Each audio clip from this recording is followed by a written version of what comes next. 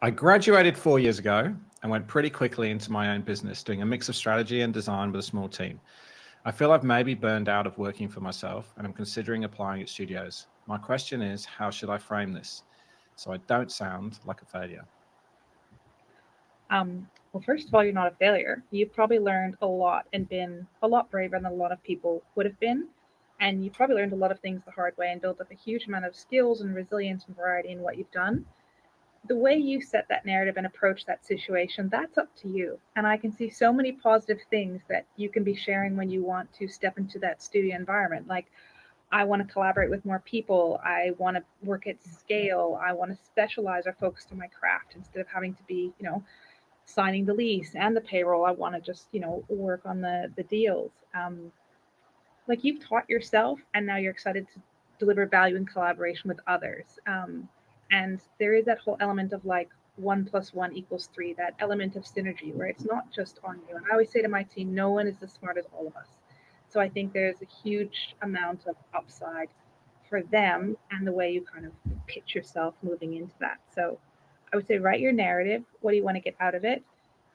You know for yourself that you probably need stronger guardrails, which is fine. So you ask those questions in the interview, but the primary reason you're going there is not because you're burnt out, but what you can deliver for that business model, what you've learned, what you bring into it, what's your differentiator that the people in that area might not have.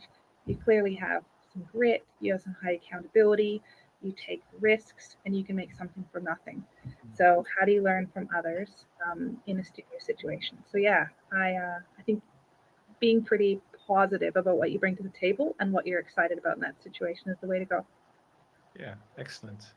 Caitlin, I think there's probably something in here as well around like how we choose to frame the stories that we tell ourselves, right? Like there's a challenge here of like, well, if I think this is because I've been a failure, then that's it, it's kind of how do I control that narrative and go, how do I frame it in a way of which story am I going to feed, that I'm taking control of my destiny and this is what I want to do now, or I've been a failure and so I'm giving up and going to work for somebody else.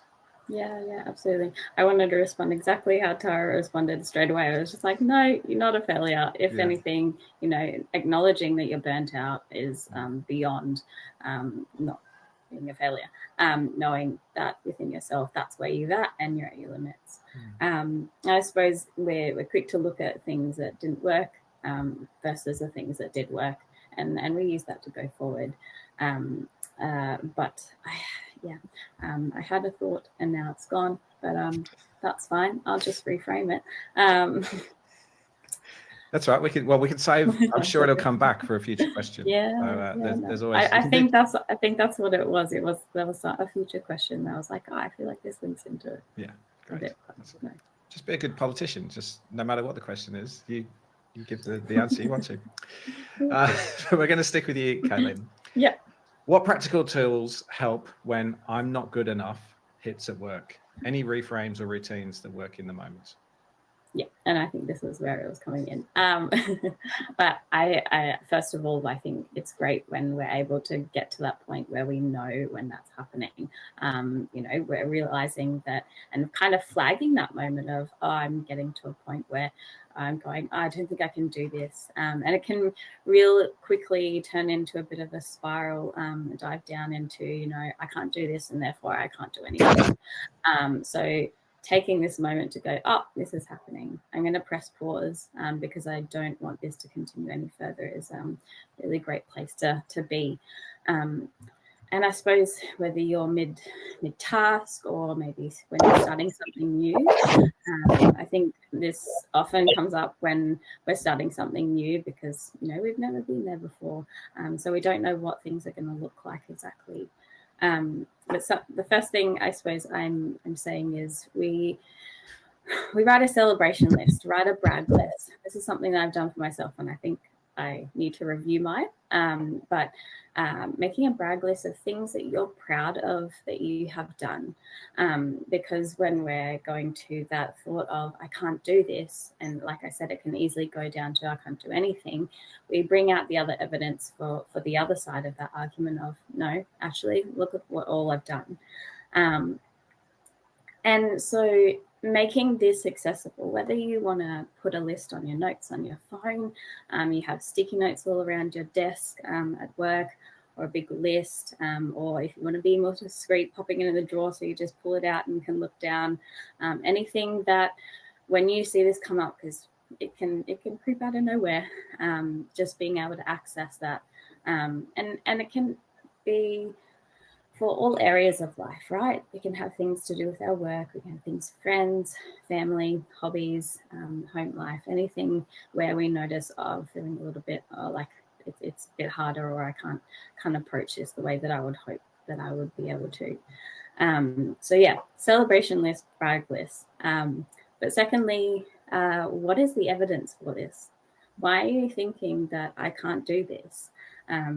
Maybe once you ask this question, you find out that maybe it's actually more difficult than the other work that you've done, particularly if it's new work.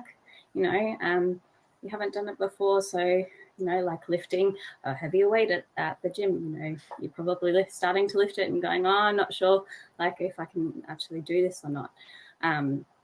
Setting your expectations, realistically, where they might be, but yeah, questioning. What is the evidence for why I'm thinking this way? Is it just it's harder and I'm feeling a bit more pushback? But at the end of it, you don't have to be good at everything.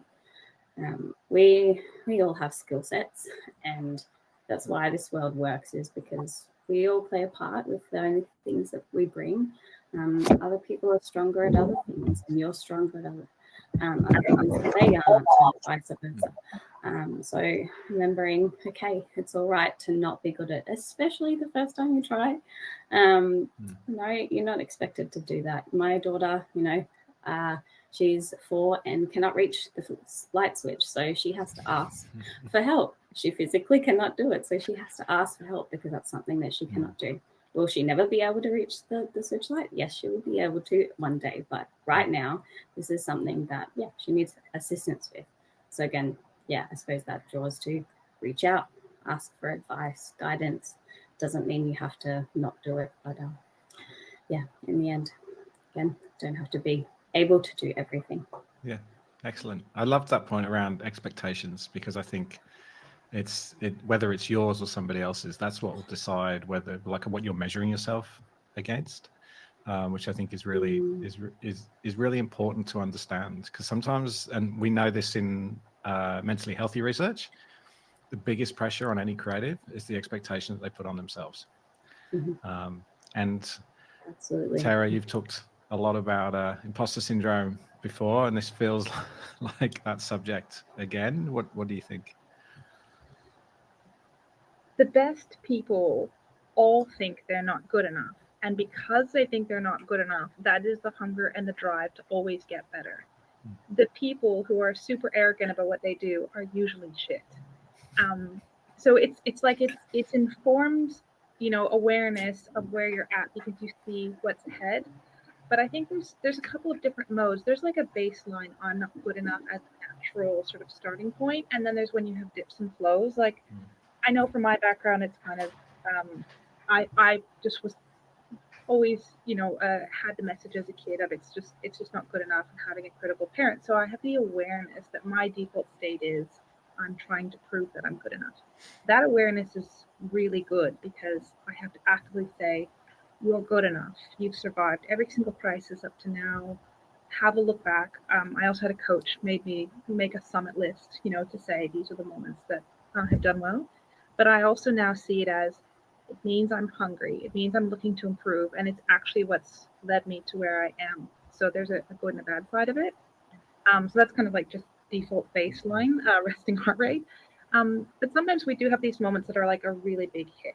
And then we go like, oh, this feels like such a hard moment. One of those times was when I was diagnosed with ADHD. And I just felt really down because I'm like, oh, I'm broken. Like something really bad has happened. And then the coach was like, we're going to make the summit list. We're going to find 3 big moments where you completely smashed it because of this, not in spite of this. And I was like, this is lame, but I don't want to do it. But for my mental health, it made such a difference. And someone had to force me to do that, to say, these are the moments. Like, you can actually do some pretty amazing things, and it was incredibly helpful. And the last one is the people you put yourself around. It hasn't been by design, but if I'm around a friend of mine and I'm like, oh, I screwed this up, she's like, you're badass. What are you talking about? You go back in that room and you tell this person that you need that sort of hype woman behind you, or a friend that knows how great you are and that just pulls you out of your head because they care about you and they see you just having an off day. So an off day when you're really feeling down, don't sit by yourself. Get out of your head and get around people who care about you, because they'll see that and they won't let you stay there wallowing. They're going to get you out of that and remind you what a badass you actually are. Yeah, that's excellent. It's it reminds me of, I think I was on a panel once where someone talked about resilience and how too often resilience gets framed as like an individual thing, like you have to build your resilience. And she kept talking about how resilience is a network, it's a system. And like you were just saying then, like part of your resilience in that moment is finding that person that you can go to that hypes you up again.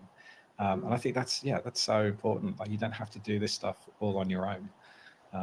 So yeah, really good advice.